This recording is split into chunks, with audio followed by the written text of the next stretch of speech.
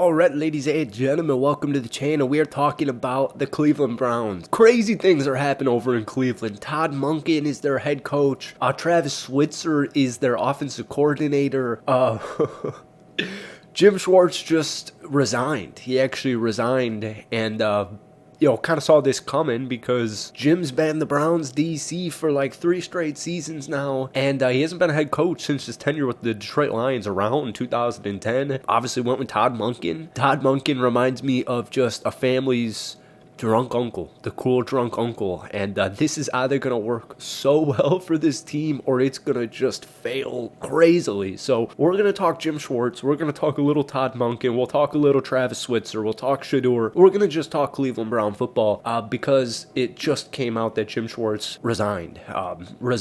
Heavy word. Under Schwartz, Cleveland's defense finished in the top 5 in yards allowed in 2023 first and 2025 fourth, while Myles Garrett obviously just broke the single season record for sacks, 23 on the final day of the regular season.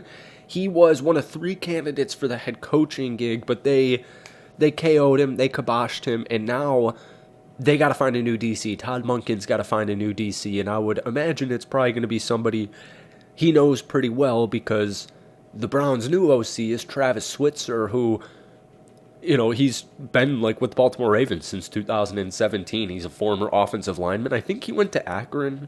I think he was a former starter at Akron, the new Browns OC. But, folks, I've been tweeting a lot about Todd Monken, and I usually don't make Browns videos. I want to make way more Browns videos, mainly on this channel. I started doing a lot more this past season because of Shador Sanders. I'm huge on Shador. I thought Dylan Gabriel was a complete overdraft. I thought Shador got ripped in the... I just think he got absolutely screwed in the draft, whether it's Cleveland or not. Like, that was such BS. And Dylan Gabriel was overdrafted.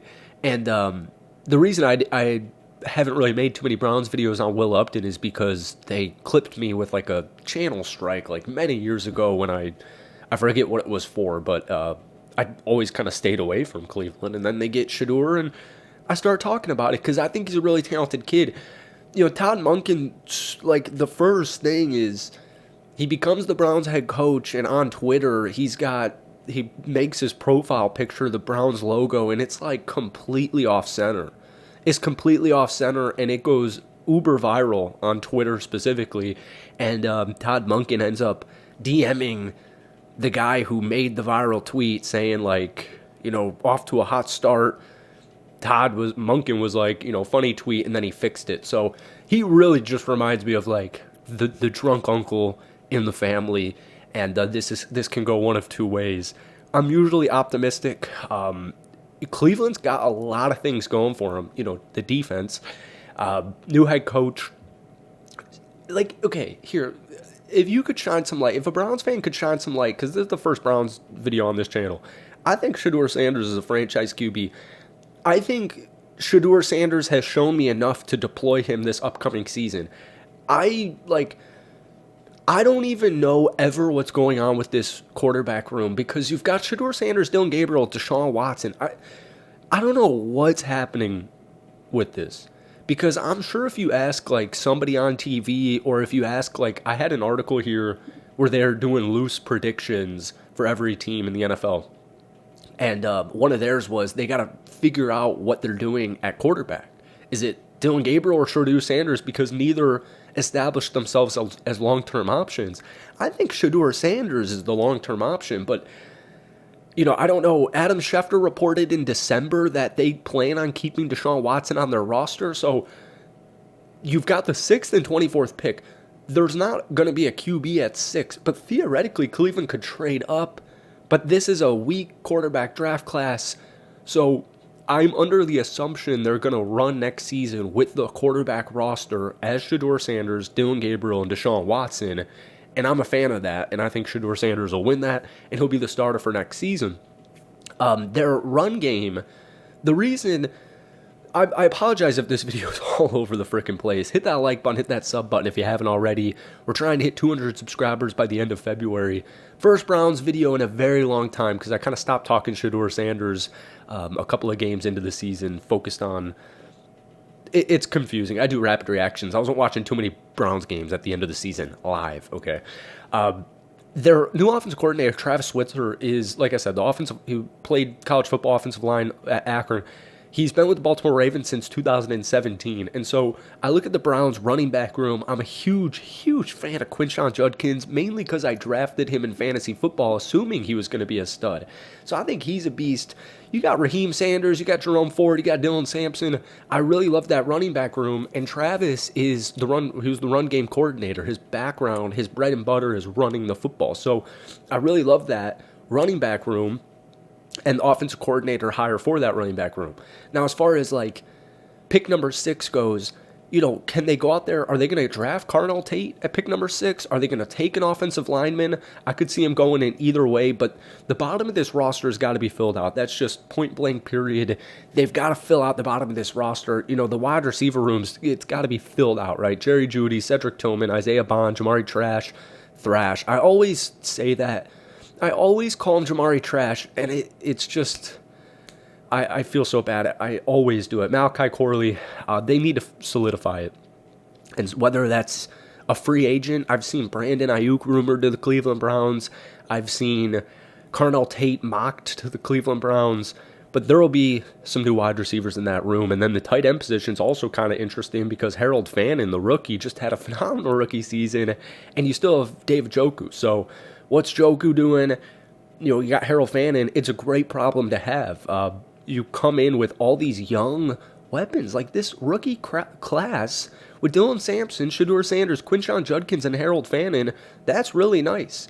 And then, like I said, wide receiver in the first round, maybe the second round, you've got 2 first-round picks. Like, things are happening in Cleveland. Another important thing before we get to this defense, their defense was injured. Their roster was injured. The Cleveland Browns were one of the most injured teams in the NFL last season, and I know that, 5-11 record, was it 5-11? Or 5-12, the 17 games now. You've got negative $65 million in cap. They're going to work around that, but the roster is good. I guess is really just kind of my point here. The roster is good, and I think they're going to fill out the bottom. But the whole purpose of this video was to really just talk about Jim Schwartz. And so I've got an article here, Sports Illustrated Cleveland Browns edition, an article from Nick Pedone, because they just fired their defense coordinator, just resigned. It's February 6th. The Super Bowl's in 2 days. The top DCs have already been hired, and I'm curious what Todd Monken's going to do, so I just Googled it, and we've got 5 candidates, and I haven't read it yet, so I just wanted to see who he had. Jason Tarver, Browns linebacker coach, usually not a fan of in-house moves. Stuff like that kind of reminds me of the Lions promoting Kelvin Shepard to be their defense coordinator. I feel like going out of house. I'm more of an out of house than in house promotion guy, which I know is not that's a hot take. People don't like that take. Epron Banda, the Browns safety coach, Corey Undlin, the Texans defensive passing game coordinator, Dino Vasso, the Texans defensive back coach, and Joe Cullen, Chiefs defensive line coach. So, yeah. We'll go to another one here. Dogs by Nature by Jared Mueller. Is it the same people? Gerard Mayo, former Patriots coach, and it's the same people in Gerard Mayo. So it's slim. It's slim pickings out there, and Todd Monken's obviously an offensive-minded head coach. So, I just said 1 minute ago I'm not a fan of in-house hires. They might have to go in-house here. And going in-house might be the best option because Jim Schwartz had that defense playing real nice. What a loss. Jim Schwartz also kind of reminds... Now there's crap in my nose. Jim Schwartz reminds me of also a drunk uncle. And I'm a Packers fan, and my memories of Jim Schwartz are he was the head coach there from 2008 to 2011 or something like that. And the first year, they went 2-14.